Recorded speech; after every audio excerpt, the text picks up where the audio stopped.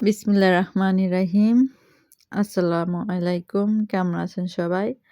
আশা করি ভালো আছেন। আলহামদুলিল্লাহ আমিও ভালো আছি। আজকে ব্লগটা সকাল থেকে শুরু হলো।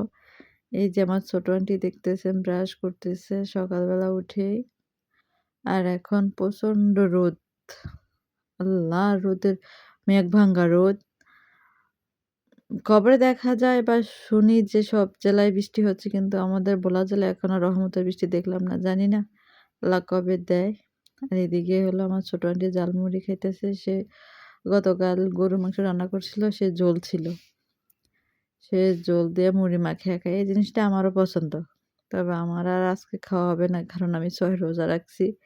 যেহেতু নানু বাড়িতে আছি, এবার নিয়ত করছি যে ৩০ রোজা তো রাখছি, ৬ রোজাও রাখবো। ৬ রোজার অনেক সওয়াব। মানে ৬ রোজার উছিলায় নাকি মানে সামনের মানে ১ বছর রোজার সওয়াব পাওয়া যাবে ৬ রোজার উছিলায়। সেটা আল্লাহ ভালো জানে। এজন্য আমিও ৬ রোজা রাখছি নানুর সাথে। নানুর বাড়িতে আসছি যে তারপর বাড়িতে আর এখন যাওয়া হয় না। এখন নানুর বাড়িতে আছি। আর এদিকে এই যে আমার ছোট আন্টি দেখতেছেন চিপ খাইতেছে।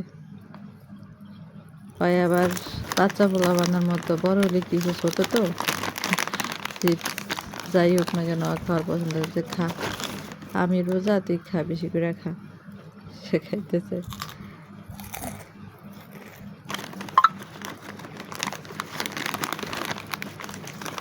যেহেতু এখন ঘরে কেউ নাই, সে এখন ছোট মামতো বোন আছে, সে আবার মামানির বাবার বাড়ি গেছে। আর আমার ছেলে তার বাবার সাথে কালকে বিকেলে তাদের বাড়িতে গেছে।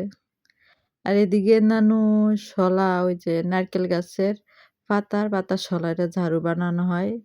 তো নানু এমনি পাতা সরিয়ে রাখছে, আর অল্প অল্প আছে, ওগুলো আমি ছাঁচতেছি। কি করবো, যেহেতু রোজা। আর এখন তো কোনো খাওয়া দাওয়া নাই, রান্না বান্নারও চাপ নাই।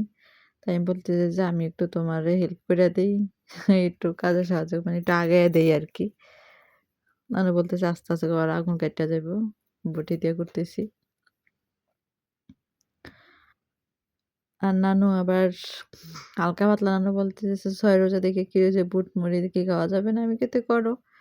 তো দুপুরবেলা রান্না করছিল যে, সেই সময় বুট সিদ্ধ করে রাখছে।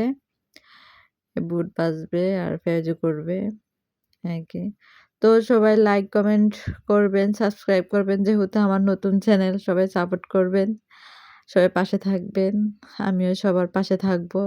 এটা ইউটিউব প্ল্যাটফর্ম, সবাই সবার কাজে সাহায্য করবেন, সবাই সবার পাশে থাকবেন, যাহাতে আমরা সবাই এগিয়ে যেতে পারি, একটা কিছু করতে পারি।